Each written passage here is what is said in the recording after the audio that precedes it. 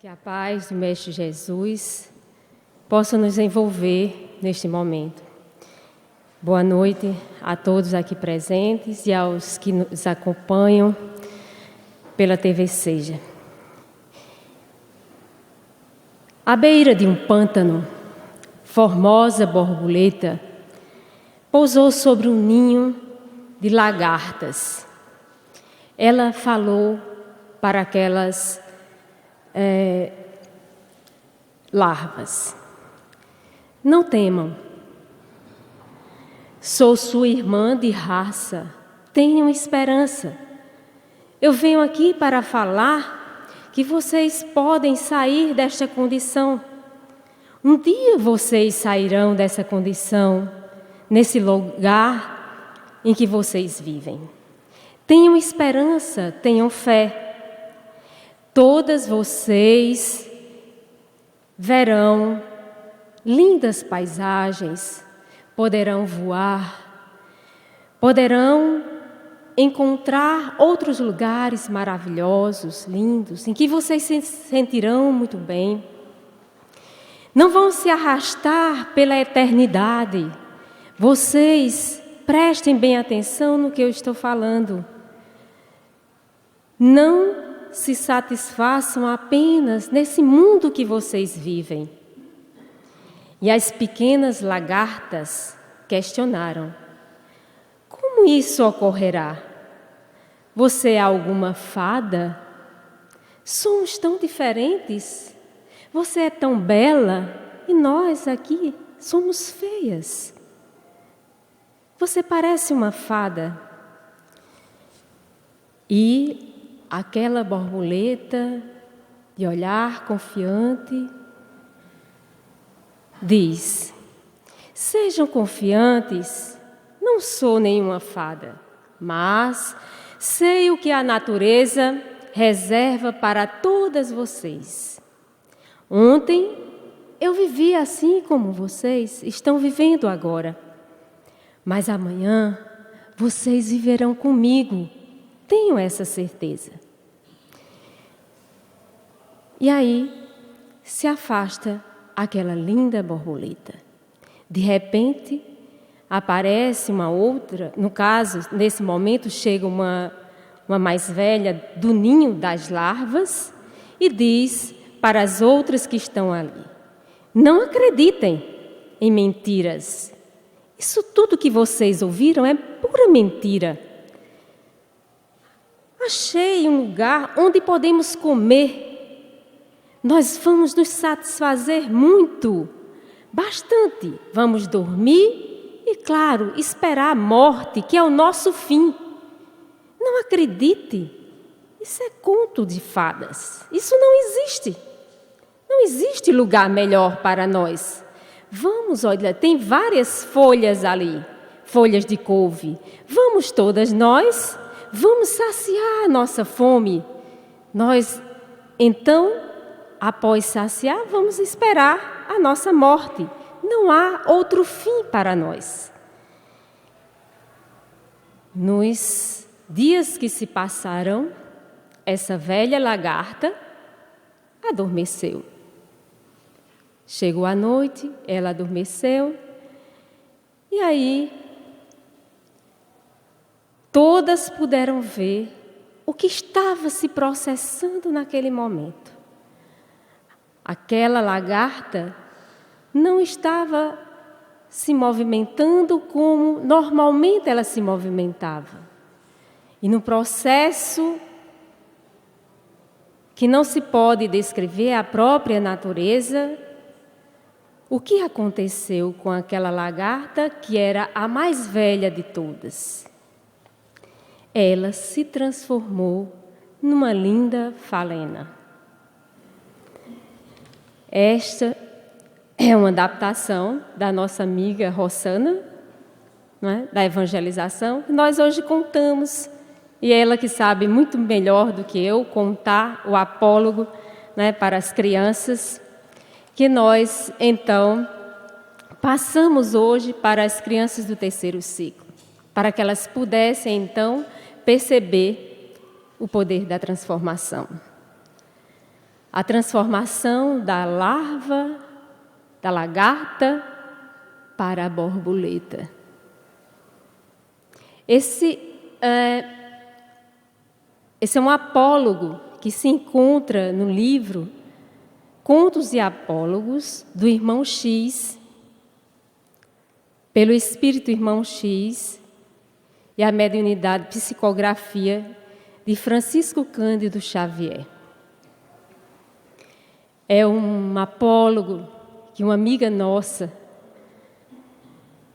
gostava muito das palestras dela, de se referir, de contar, de narrar, já que ela gostava muito de borboletas e era uma pessoa muito otimista, acreditava no poder da transformação. E ela sempre se valia nas palestras dela, eu me lembro, já, claro, faz mais, mas está na memória, as coisas boas ficam registradas na nossa memória. E essa nossa amiga já está no plano espiritual, com certeza ela já se transformou em borboleta, está voando por aí.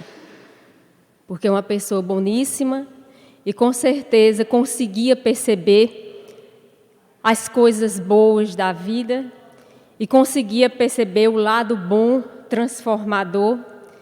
E por isso mesmo ela, sempre com um ar otimista, acreditava no poder da transformação das pessoas. E se empenhava nisso, no seu processo e no processo do outro de transformação. E hoje nós, utilizando-nos desse pequeno apólogo, nos lembramos de associar o tema da noite de hoje, que é autodescobrir-se para a reforma íntima.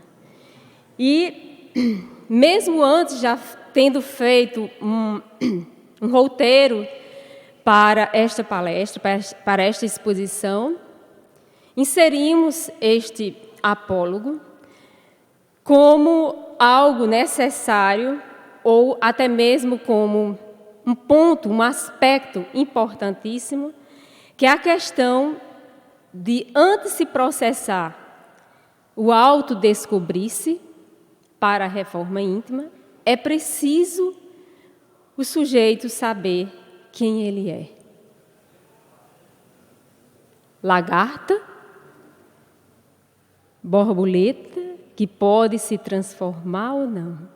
É preciso ter a consciência do que quem eu sou, o que eu estou fazendo aqui, que condição eu me encontro, em que condição eu posso chegar, eu posso atingir. Porque a confiança no processo de autotransformação e o parâmetro que se deve ter para o processo de autodescobrimento, de transformação, é fundamental. Desde adolescente, eu ouvia na voz de Cid Moreira, Desiderata, a Desiderata, em que ele colocava, na sua voz e o trecho, de um texto que é de autor desconhecido, que foi encontrado em uma igreja lá no século mais ou menos 17, 1692, foi achado um texto. E o Cid Moreira, então, ele faz, há uma musicalidade e ele vai, então, descrevendo. E no meio do trecho desse texto diz: você é filho do universo, irmão das estrelas, das árvores e das estrelas. Você tem o direito de estar aqui. E quer você saiba disto ou não, o fato é que o universo caminha como deve. Por isto, esteja em paz com Deus, não importa como você pensa que Ele é. Ou seja, ter essa consciência. E quando eu ouvia isso enquanto era adolescente, eu me sentia confortada. Você é filho do universo, irmão das estrelas e árvores. Você merece estar aqui. E quando eu ouvia isso, me dava um conforto, e na voz de Cid Moreira mais ainda.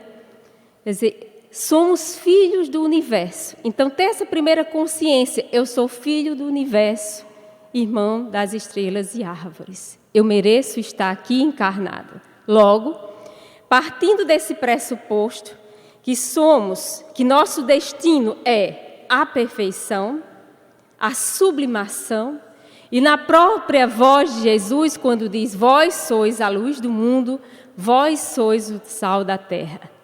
Isso traz um conforto enorme para as nossas almas, ainda estagiando no pântano como as larvas.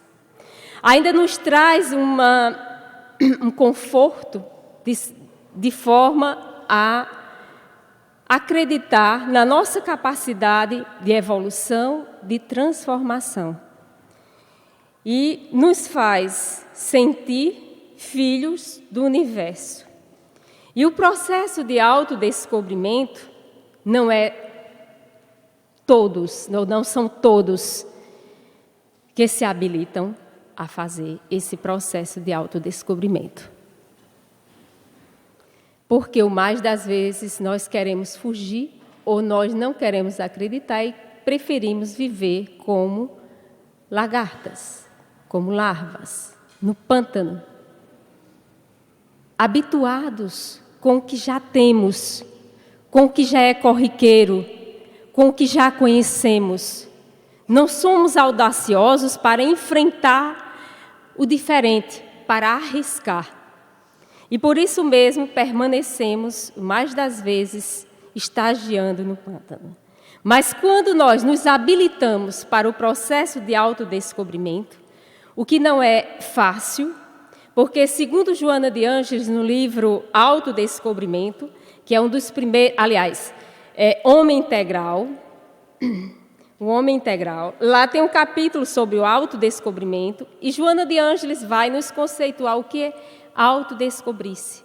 E ela vai exatamente mostrar quando chega esse clímax, né, de o sujeito aproveitar as experiências do conhecimento, da emoção que ele adquiriu, através de uma equilibrada vivência. Veja bem, através de uma equilibrada vivência. Portanto, o que é uma transformação íntima? O que é transformar? Passar de um estágio para o outro sem perder a essência. Porque, em essência, todos nós somos divinos. Mas no processo contínuo de autoanálise, que é esse poder, não é, de autoanálise, de conhecimento de nossa intimidade, não só emocional, mas também espiritual, nós vamos então nos libertando das nossas imperfeições, daquilo que nós muitas vezes rejeitamos em nós mesmos, ou por um processo de fuga negamos quem somos, e a partir daí não permitindo, quando permitimos, nós então começamos o processo de autodescobrimento, de transformação. E aí é quando nós vamos chegar no estágio de domínio de nós mesmos. Dominar a si mesmos, as nossas tendências, os nossos fracassos e aceitá-los, obviamente. Então, o que podemos fazer para nos transformar intimamente?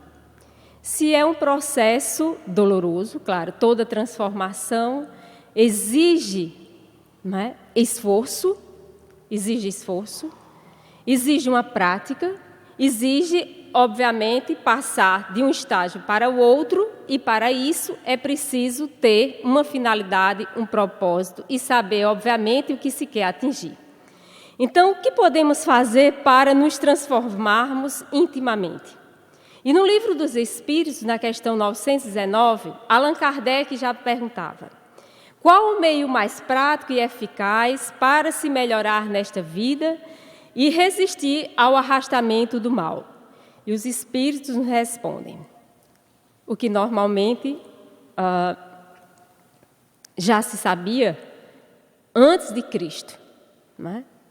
No Templo de Delfos tem essa resposta, e o próprio Sócrates, não é, aproveita essa sentença, que é a resposta dos Espíritos. Um sábio da antiguidade vos disse: conhece-te a ti mesmo. E qual o meio para consegui-lo? E aí os Espíritos vão colocando a experiência de Santo Agostinho, que ao acordar ele fazia uma revisão perguntava à consciência o que tinha feito ou deixado de fazer naquele dia, e assim passava em revista tudo aquilo que deixou de fazer e o que poderia ter feito.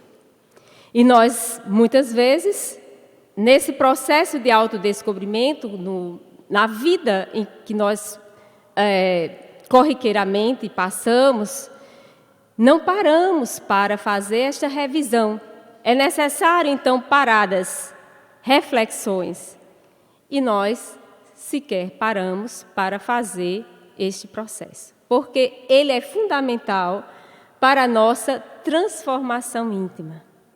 Então, nós sofremos hoje de um distúrbio ou dificuldade de concentração, porque são muitos estímulos externos e nós não conseguimos centrar num só ponto, porque estamos preocupados, estressados com 1001 coisas externas que faz com que a gente perca o foco daquilo que queremos conseguir. E é difícil esse processo. Os que praticam yoga talvez sintam mais facilidade, porque é uma prática que ajuda muito a concentração. É você abstrair-se do que está externo, do que lhe perturba e começar, então, a visualizar, não é, um ponto específico. E, claro, para fazer essa viagem interior, é preciso, então, estar focado, obviamente, em nós mesmos, não no outro, não é no alodescobrimento que normalmente se dá.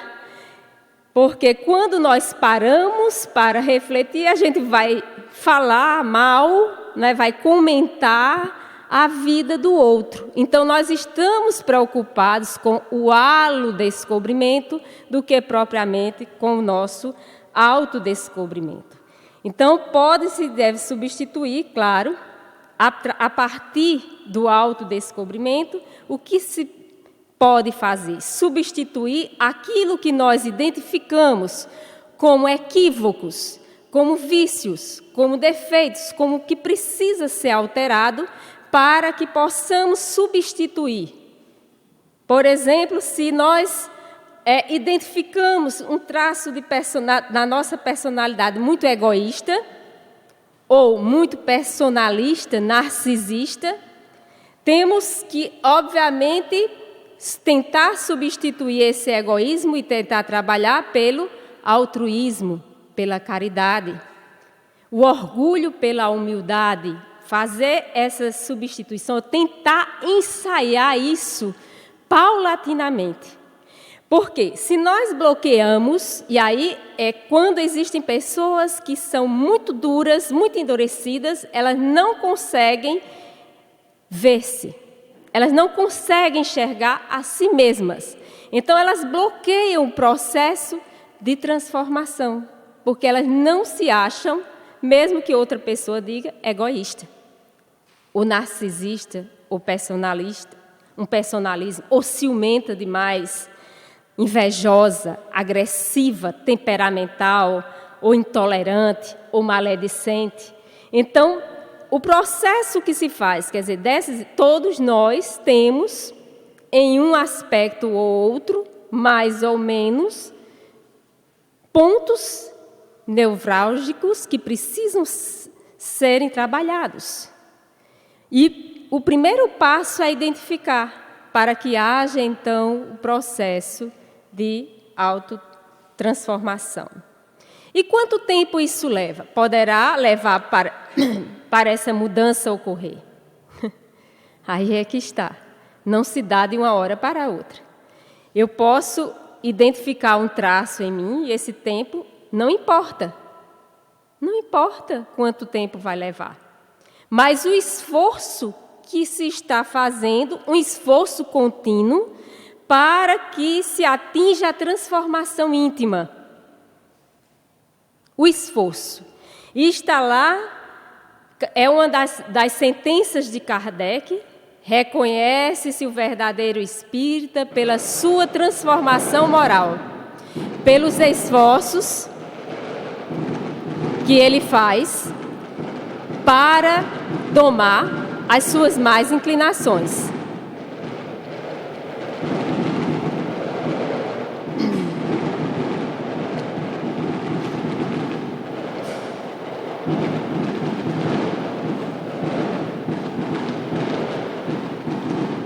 Talvez agora os fogos, né? Suscite uma autotransformação, reflexão. A gente parou agora, não é? Para refletir. Vamos, um minutinho de silêncio, aproveitar como exercício para a autotransformação. Vamos parar um pouquinho, né? Refletir.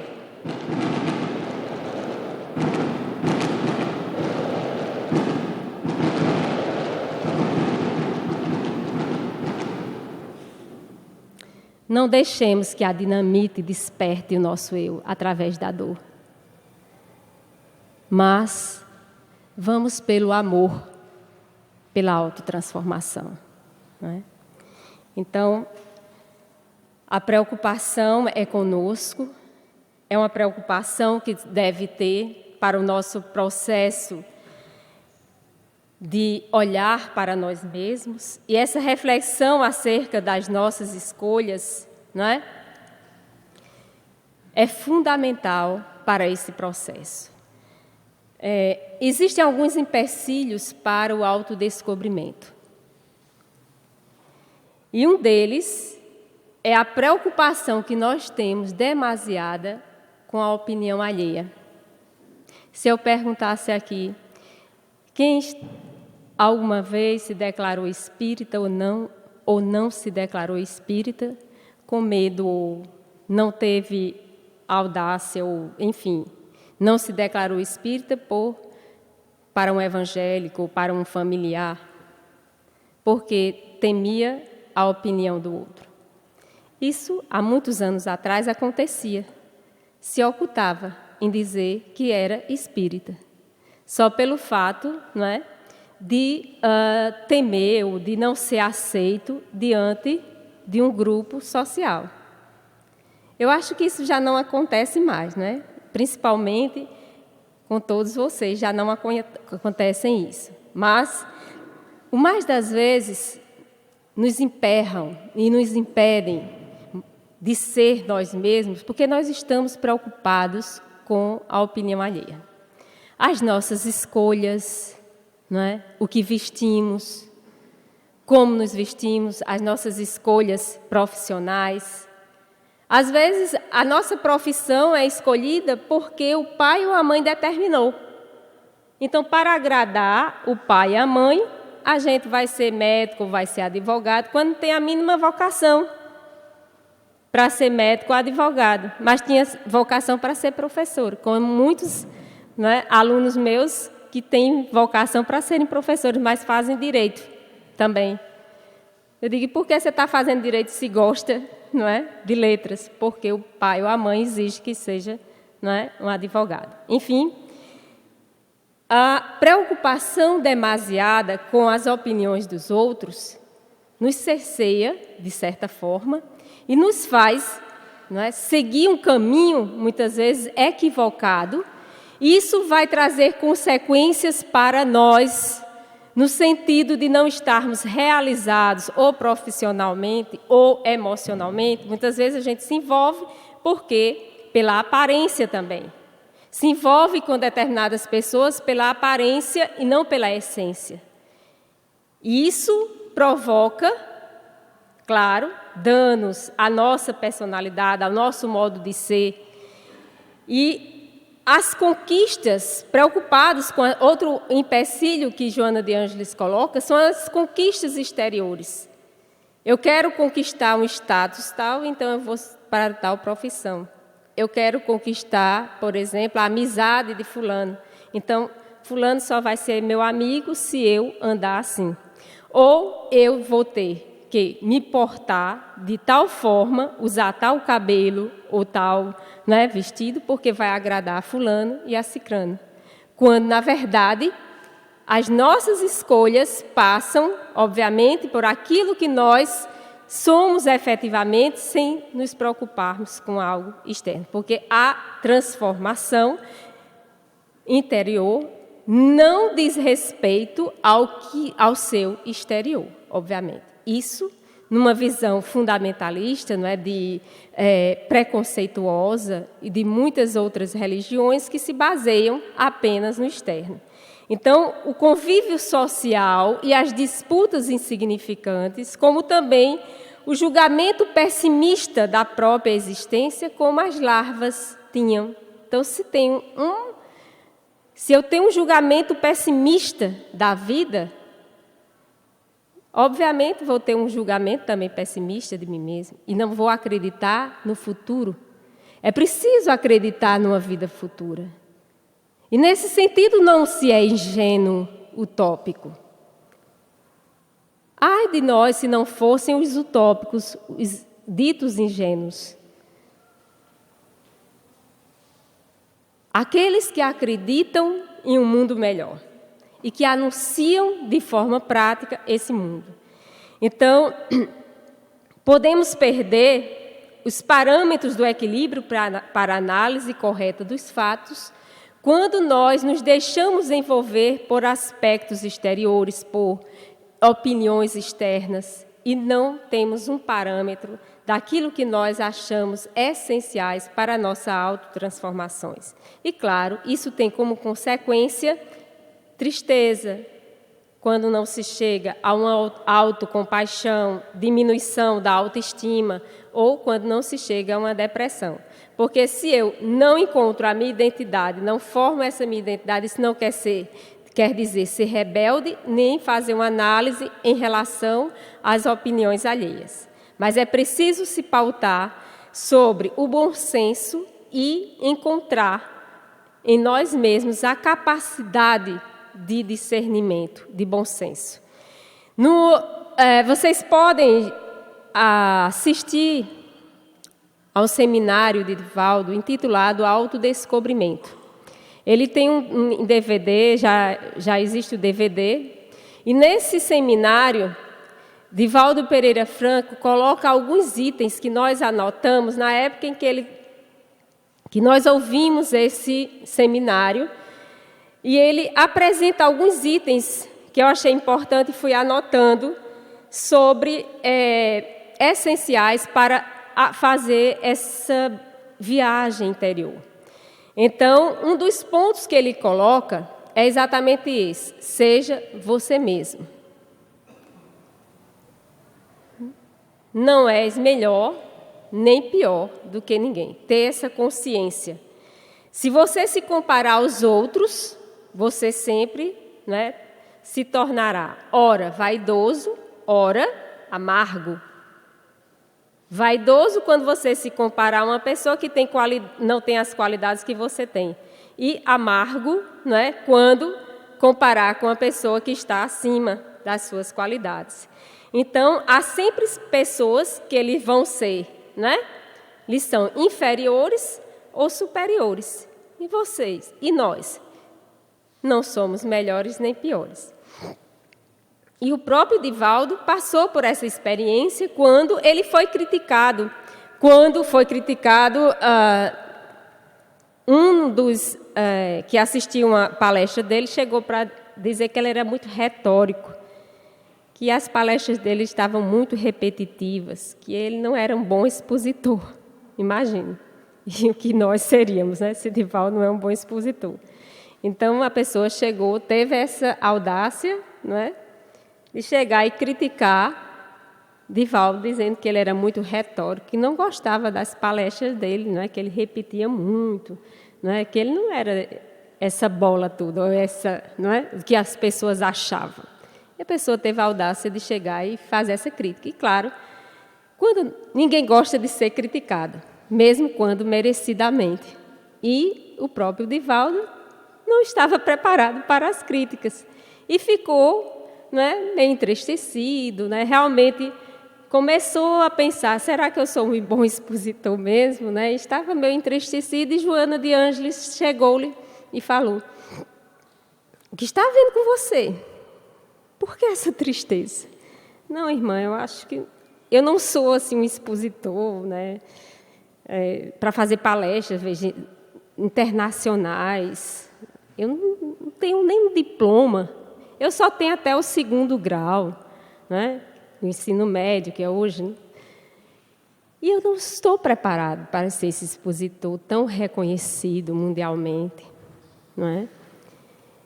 E ela olhou assim para ele, como quem diz, para de... Não é? Você ainda está nesse estágio, né? Você ainda caiu nessa esparrela, não é?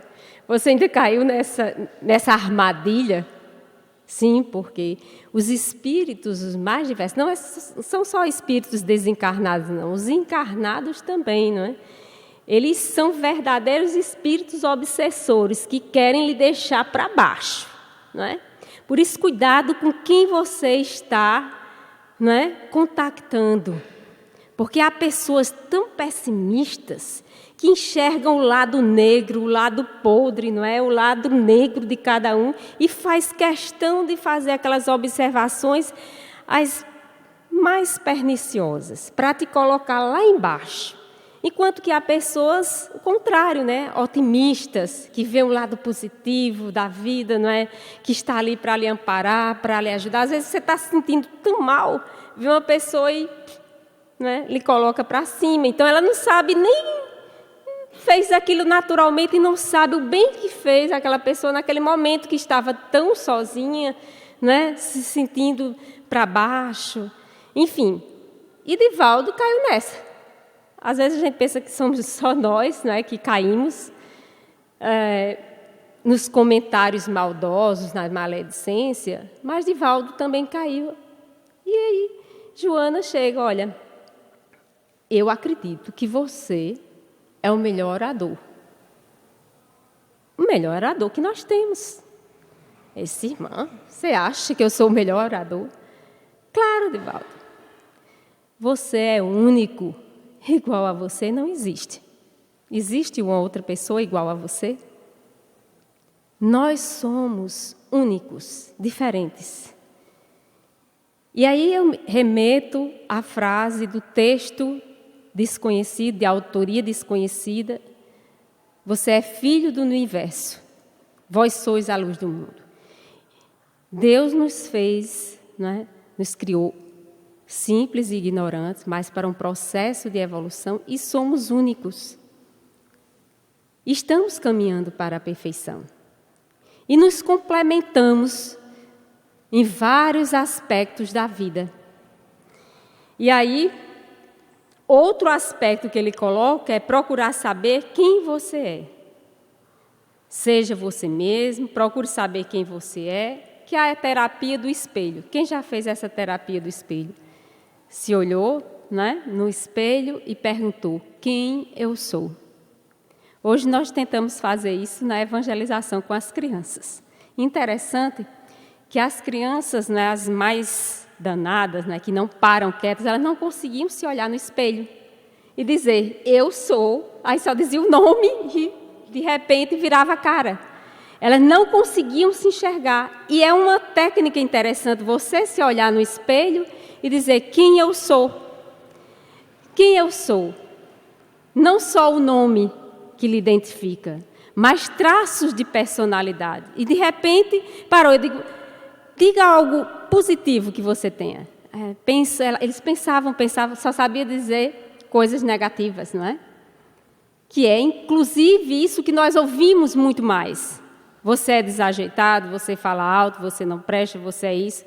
E era difícil encontrar uma qualidade. Então, nesse processo de autodescobrimento, procurar saber quem nós somos, é preciso, então, claro, não fazer como a madrasta malvada. Espelho, espelho meu, existe alguém mais bela do que eu? Aí nós estaríamos, né, querendo ser melhor do que todo mundo. Então, um dos critérios é não se autoelogiar, mas também não se autocondenar.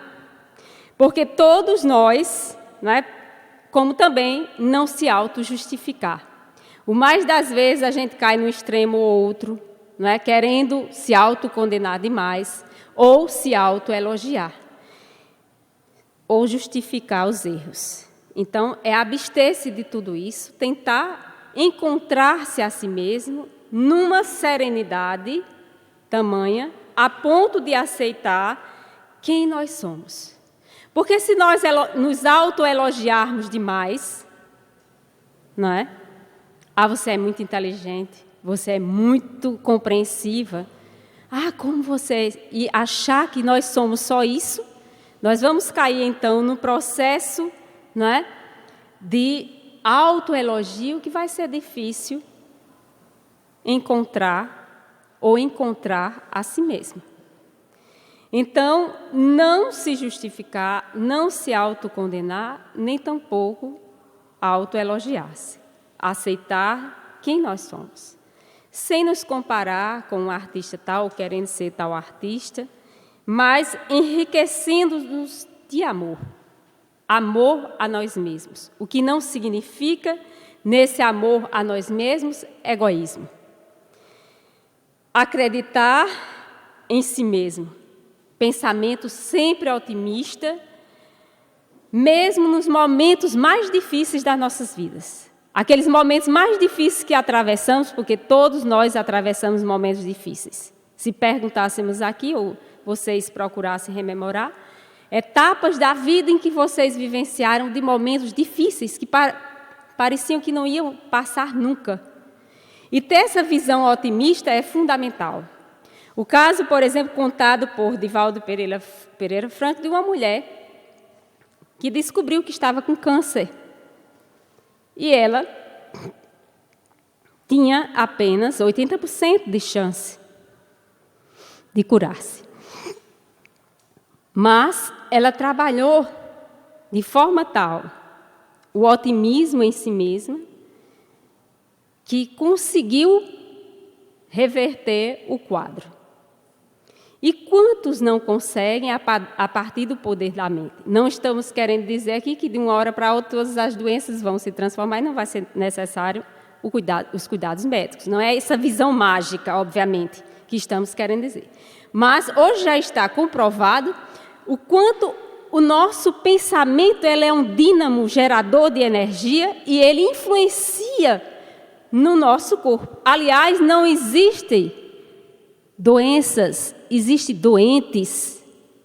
Quando nós nos deixamos consumir pela mágoa, não é? Pelo ressentimento, principalmente, nós nos transformamos em seres, não é? Abjetos, não é? Reservados, sem contactar com a vida, sem ter o encanto. A aridez toma conta da nossa personalidade, o mau humor. Nós já acordamos com o mau humor da vida porque nós não conseguimos aquilo que nós gostaríamos de conseguir. Então, tudo fica negro, tudo fica cinza e parece que a gente vai ter sempre essa necessidade de uma outra coisa que nunca vai nos completar. Nesse processo de achar que nunca nada nos completa, é exatamente o fato de não nos voltar para nós mesmos. Porque não é com quem eu esteja, não é? O que eu tenha, nem com quem eu esteja, que vai fazer a minha felicidade. Mas o que eu realizo de bem para a humanidade e para mim mesmo. Então, nesse processo de acreditar em si mesmo é fundamental para mudar todo e qualquer quadro que atravessamos na vida. Como também aprender a auto-perdoar-se e perdoar o outro. Toda vez que cometermos um erro, não fazer consciência de culpa. Isso não quer dizer responsabilidade dos nossos atos, mas é preciso não cometer a consciência de culpa e nos cristalizarmos nesse processo. Então, o aprofundamento da autoanálise devemos ter a coragem para desnudar-nos perante a nossa própria consciência e ter essa capacidade de enumerar desde as mais graves, perturbadoras, emoções perturbadoras, os desculpismos que nós utilizamos para enfrentar a realidade, a nossa realidade. E aí, ao saber, né, quem somos, é preciso ter autocompaixão também e, ao mesmo tempo, austeridade conosco e disciplina também. Então, a importância de nós reconhecermos os valores já conquistados, aquilo que nós já conquistamos, os nossos sucessos, os nossos ganhos e as nossas perdas também. Eliminar toda e qualquer ideia perniciosa que venha atrapalhar o nosso processo de evolução espiritual. E ter sempre aquela ideia de que somos e podemos, no tempo adequado, fazer a nossa autotransformação. Para terminarmos as nossas considerações da noite, nos lembramos de uma lenda chinesa, não sei se vocês já conhecem, é uma lenda chinesa que circula pela internet, de uma jovem chamada Lin. Ela casou-se e teve que morar com a sogra. Bom, você já deve imaginar qual é a ideia que se faz, né, na nossa sociedade, e parece que na chinesa não é diferente da sogra. E aí, não é? Ela teve que morar com a sogra, casou-se e, obviamente, não se dava bem com a sogra, né? Teve todas as diferenças que vieram à tona. Ela não sabia mais conviver com essas diferenças, com os tormentos que foram provocando na relação, enfim, na relação dela, né, com o esposo e com a sogra. E ela disse: o que fazer? E aí procurou um mestre conhecido do pai dela, procurou esse mestre para preparar algo para que ajudasse a eliminar a sogra. Vocês fariam o mesmo? Bom, a consciência, não é?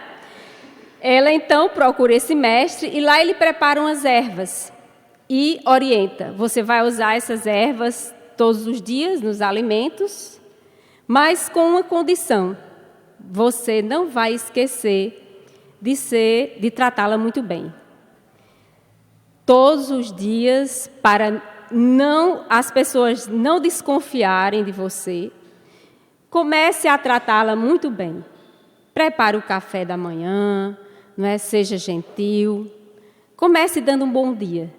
E vá preparando o café da manhã, não é? Tratando bem. Lembre-se da sua mãe e comece a tratá-la como se fosse sua mãe. E assim ela fez. Todos os dias colocava um pouco da erva, né, no café da manhã, no almoço, no jantar. E ela tinha aquele cuidado para que ninguém percebesse, né, que ela, aos poucos, ia, né, assassinar a própria sogra. E aí ela foi notando algo diferente no comportamento da sua sogra. Aos poucos ela ia mudando. Já estava mais gentil, já não gritava com ela, não era incompreensiva, já não era tão egoísta assim. Até ficava em casa e lavava louça. E ela poderia sair com o esposo. Enfim, estava mudando aos poucos. E essa mudança ela foi percebendo. Ela disse: e agora? O que eu fiz? Começou então a perceber que estava, não é? Iria matar a própria sogra, mas agora ela havia se transformado, era uma outra pessoa, ela não sabia por que ela estava sendo uma outra pessoa, estava agindo tão diferente. E ela, depressa, eu vou voltar lá no meu mestre para que ele então reverta a situação, porque eu não quero mais que ela morra.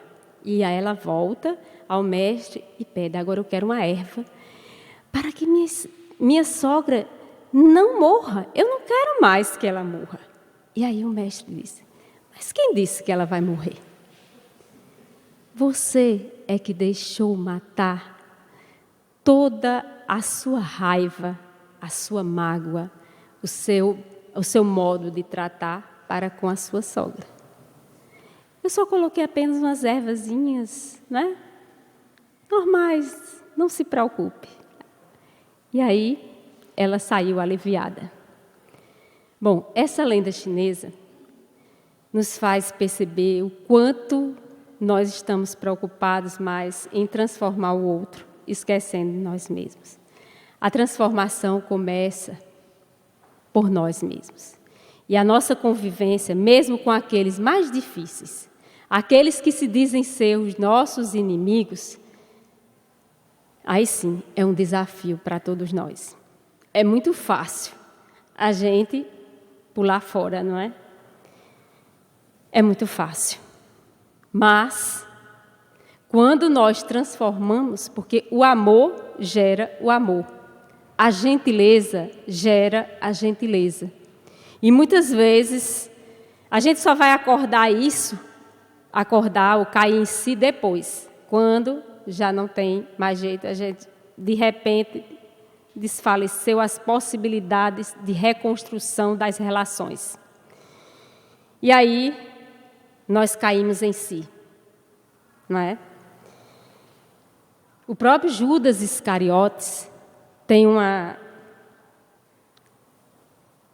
mensagem no livro Fonte Viva, que é chamado Caindo em Si. E lá, Emmanuel coloca vários personagens da Boa Nova que caíram em si.